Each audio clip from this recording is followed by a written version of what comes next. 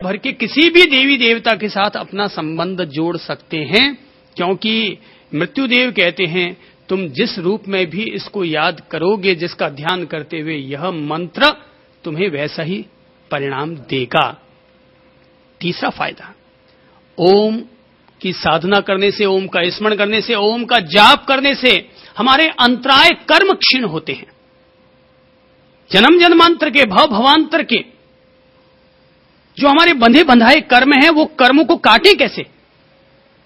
भाई हमारे कर्म बंधे हुए हैं, कर्म बंधे हुए, बोले साहब क्या है, सब कर्मों का उदय है, हम उसके परिणाम स्वरूप दुख पा रहे हैं, ये हो रहा है, वो हो रहा है, तो आखिर हम अपने इन दुखों को काटे कैसे? तो दुखों को काटना है तो अपने अंतरायों को काटो, और अंतरायों को अगर काटना है तो मैं कहूंगा कि ओम का जाप करो। ओंकार का स्मरण करने से, ओंकार का जाप करने से, ओम नमः का स्मरण करने से अपने आप धीरे धीरे धीरे धीरे अंतराय कटने शुरू हो जाते हैं। जैसे आरी के चलने पर लकड़ी कटती है, जैसे कुल्हाड़ी के मारने पर पेड़ कटता है, जैसे आग के जलने पर लोहा पिघलता है, और जैसे पानी के गर्म होने पर पानी भी भाप बन जाया करता है, ऐसे ही ओम के स्मरण से अपने आप ही हमारे अंतराय कट जाया करते हैं। चौथा फायदा, हमारे चित्त की जो विक्षिप्तताएं हैं, पतंजलि जी कहते हैं कि हमारे चित्त की जो विक्षिप्तताएं हैं, पागलपन है, मूर्छाएं हैं, वो मूर्छाएं आखिर कैसे कटेंगी? तो कहते हैं ओम का स्मरण करने से, ओम का जाप करने से, ओम के अर्थ का चिंतन करने से, ओम का ध्यान करने से, ओम के स्वरूप पर पुनः पुनः अपने चित्त को एकाग्र करने से व्यक्ति की विक्षिप्तताएं कम होती है। हमारे भीतर का जो पागलपन है, सब अपन पागल हैं? कोई घोषित पागल होता है, कोई अघोषित पागल होता है, पर पागल थोड़े बहुत अपन सारे ही हैं, सभी लोग अपन पागल हैं। मतलब ये नहीं, मतलब हर कोई पागल है, कर्मचारी भी पागल है, प्रधानमंत्री भी पागल है, राष्ट्रपति भी पागल है, अमीर भी पागल है, गरीब भी पागल है, सब में थोड़ा बहुत तो पागलपन होता ही है। पागलपन नहीं हो तो गुस्सा क्यों आ जाता है? क्या उनको पता नहीं है क्या कि गुस्सा नहीं करना चाहिए? ये सब थोड़ा थोड़ा देखिए पागलपन सब में होता है। सबको पता है कि जब दुनिया को छोड़कर जाएंगे तो सब यही छोड़ छुड़ा के जाएंगे, मगर फिर भी अपन सभी लोग धन के पीछे पागल बने हुए हैं। पता सबको है, दुनिया में ज्ञान की जरूरत नहीं है, दुनिया में चित्त की विक्षिप्तताओं को काटने की जरूरत है। ज्ञान देना तो पागलपन है। आज की इस विकसित दुनिया को ज्ञान देना एक बहुत बड़ा पागलपन है। तो इसलिए ज्ञान देने की जरूरत नहीं है। चित्त के जो विक्षेप हैं उनको कैसे काटा जाए, क्योंकि वो बार बार हम पर हावी हो जाते हैं। पता है, आदमी कई दफा सोचता नहीं यार अब मैं ऐसा काम नहीं करूंगा, नहीं करूंगा, मगर फिर भी वो हावी हो जाती है।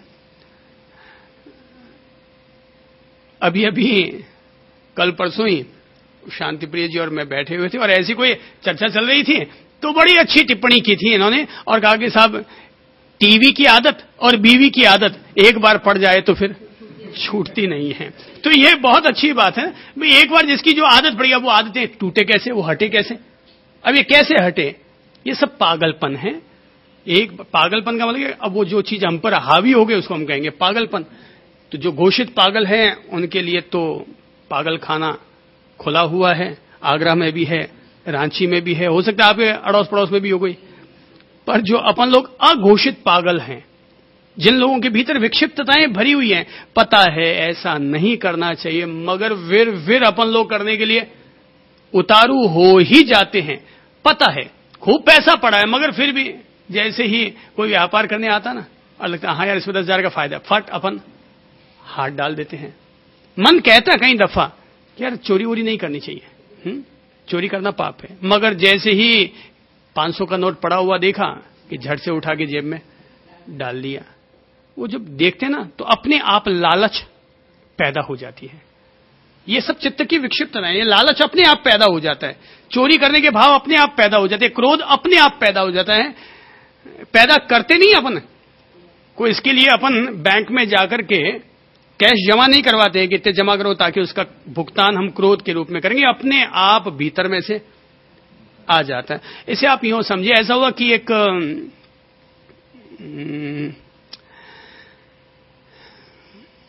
एक किसान को एक जादुई टब मिल गया। एक किसान को एक जादुई टब मिल गया। जोत रहा होगा हल, अपना खेत जोत रहा होगा कि तभी मिट्टी में हल टकराया कहीं, और टब से जा टकराया, हल खोदा तो वो जादुई टब निकल के आ गया। उसने सोचा यार क्या है। ऐसे ही पास में लीची के कुछ पौधे रखे हुए थे, उसने यूं ही अचानक एक पौधा उसमें रख दिया, और सांझ को जब अपने घर जाने लगा तो उसने सोचा वो पौधा उस टब में से निकाल लूं। तो जैसे वो पौधा निकालने के लिए गया, पौधा निकाला तो देख रहा है कि अब एक पौधा और, दूसरा और, तीसरा और। एक लीची के पौधे के बदले में उसने 100 पौधे लौटाए। बोले अरे यार ये तो चमत्कारिक टब है, मैंने तो केवल एक पौधा रखा और उसमें से 100 पौधे निकल कर आ गए। उसने अगले दिन उसमें 100 पौधे रखे तो 1000 पौधे निकल के आ गए। अब उसके खेत में लीची के पौधे ही पौधे हो गए। अच्छा, खुश हो गया, प्रसन्न हो गया। जमींदार को पता चला कि यार ये इतने सारे लीची के पौधे अचानक एक ही महीने में कैसे लग गए। तो पता करने पर पता चला कि इसको कोई जादुई टब मिल गया है। अब जमींदार आदमी, दादागिरी चलती है जमींदारों की, सो किसान को बुलाया, लतेड़ा फतेड़ा कुछ भी किया होगा और टब अपने कब्जे में कर लिया। जमींदार ने उसमें कई तरह की ऐश्वर्य की चीजें डाली और उसकी 100 गुनी प्राप्त कर ली वापस। और जमींदार के पास जब ऐश्वर्य इतना बढ़ गया तो राजा को पता चला। बोले यार ये जमींदार के पास इतना ऐश्वर्य कहां से आ गया। तो जमींदार को बुलाया गया, लताड़ा गया, बोले कि साहब ऐसा ही जादुई टब मिला है, मेरे पास ले गया। और वो जादुई टब राजा के पास चला आया। तो राजा ने सुना कि भाई एक डालते हो तो 100 गुना ये लौटाता है। तो राजा के मन में आया कि देखे तो सही। तो उन्होंने एक मोती टब में डाला तो देखा कि 100 मोती वापस लौट कर आ गए। राजा को आश्चर्य हुआ कि यार ये बड़ा चमत्कारिक टब है, एक मोती डाला 100 मोती निकले, आखिर इसमें है क्या, ऐसा रहस्य क्या है, इसमें देखा तो जाए। और ये सोच करके राजा खुद उसमें उतर गया। राजा खुद उसमें उतर गया, अंदर जाके देखे यार कहीं कुछ है ही नहीं, बिल्कुल टब है, कहीं कुछ अंदर कुछ लग ही नहीं रहा है। बोले साला पता नहीं कैसा टब है, वापस निकल करके आए। मगर जैसे ही बाहर निकल के आए कि एक एक करके 100 राजा बाहर निकल के आ गए। अब आप सोच सकते हैं कि राज सिंहासन है 1 और राजाओं की संख्या है 100, क्या हुआ होगा। खूब लड़ाई झगड़ाई हुई होगी, खूब लड़े झगड़े होंगे, युद्ध हो गया, सारे राजा मारे गए, राज सिंहासन वहीं का वहीं खड़ा रह गया। टब सब कुछ देखता रह गया। लालच ये जो लालच है ना, ये अपन लोगों का मन अपने आप ही लालची हो जाता है। ये अपन सब लोगों का पागलपन है। ये अपन सब लोगों का पागलपन है। अब देखो भाई, जो समझ ले वो समझ ले, ज्ञान उसका है जो समझ ले, जो ना समझे वो फिर सुनता सुनता फूटिया कान, नहीं आयो हिवड़े में ज्ञान, तो उनका तो कुछ कहा नहीं जा सकता। पर अगर हम ओम नमः का जाप करते हैं तो हमारे चित्त की इस तरह की विक्षिप्तताएं निश्चित तौर पर धीरे धीरे कम हो जाया करती हैं। धीरे धीरे निश्चित तौर पर कम हो जाया करती हैं। देखो भाई, मुझे सन्यास लिए हुए तकरीबन 27-28 साल तो हो गए होंगे। मैंने इन 28 सालों में कभी धन के प्रति अपना मोह रखा ही नहीं। मुझे पता ही नहीं, हालांकि करोड़ों रुपये मेरी प्रेरणाओं से खर्च हो गए होंगे। लोगों ने मेरे कहे हुए को सम्मान देने के लिए कितने ही खर्चे कर दिए होंगे, पर मुझे पता ही नहीं कहां से आया, कहां गया, क्या हुआ, क्या नहीं गया। मैंने आज तक इन 28 वर्षों में अगर किसी किताब में 10 का नोट है तो मैं उस किताब को नहीं छुआ। अगर किसी किताब में 10 का नोट किसी ने रख दिया है और मुझे पता चला, मैं किताब को नहीं छूंगा, हटा दो। तो ये सब निर्मोही दशा कहां से आएगी, निर्लोभी दशा कहां से आएगी। मैं इसे बहुत अच्छा गुण मानता हूं। धन का मोह जगना बुरा है, चाहे वो मोह संतों के भीतर पैदा हो या गृहस्थियों के भीतर पैदा हो। पैसा कितना ही आए, कितना ही चला जाए, अर्थ नहीं है इसका, लेकिन उसके प्रति अपनी आसक्ति पैदा हो जाना ये जरूर व्यर्थ है। तो मैं आज भी, भले ही ईश्वर ने मेरा स्टेटस कितना भी ऊंचा क्यों ना बना दिया, स्तर क्यों ना बना दिया हो, पर मैं कभी धन के प्रति रत्ती भर भी आसक्ति दिल में पैदा ही नहीं हुई। मुझे ऐसा लगता है कि अगर किसी व्यक्ति को, मैं किसी भी अमीर या करोड़पति अरबपति को जब भी मैं बैठता हूं, मैं कोई अपना स्वार्थ नहीं रखता हूं कि भाई अरबपति है, इससे 2 घंटे बात कर रहा हूं तो ये देखूं, इससे कुछ अपने काम करवा लूं। ऐसा सोचना ही मेरे लिए पाप समझता हूं। मतलब मुझे लगता है कि अर्थ गंगा की तरह है, नदिया की तरह है, आता जाता रहता है। अपने आप को उससे मत जोड़ो, धर्म से जोड़ो अपने आप को, धन से मत जोड़ो। अपने आप को धर्म से जोड़ो, धन से मत जोड़ो। वो जो तुम्हारे प्रति अपने आप को समर्पित करने के लिए आया है, तुम उसके समर्पण को अपने स्वार्थ से मत जोड़ो। ऐसा करना पाप है, ऐसा करना अधर्म है। मुझे ऐसा लगता है कि शुरू से ही एक मानसिकता रही कि अगला तो दे दे के तिर जाएगा, पर मुझे सदा ये प्रेरणा लगती रही कि ले ले के तुम कहां डूबोगे। अगला तो दे दे के तिर जाएगा, पर तुम कहां डूबोगे। तो धन की बजाय धर्म को महत्व दिया जाए। चित्त की विक्षिप्तताएं इससे कम होती है। 5वां फायदा, मानसिक एकाग्रता उपलब्ध होती है। ये एक श्रेष्ठ आलंबन है। उदारता उपलब्ध होती है।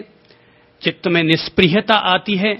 व्यक्ति को आध्यात्मिक ऊंचाइयां मिलती है। और सबसे बड़ी बात है, वो जो ओम में व्याप्त ओंकारेश्वर है, वो जो अखिल विश्व का, अखिल ब्रह्मांड का जो नियंता है, वो जो पराशक्ति है, वो पराशक्ति, उसकी कृपा, उसका अनुग्रह, उसका प्रसाद, उसका ग्रेस ओंकार की साधना करने वाले व्यक्ति पर निश्चित तौर पर वर्षा करता है।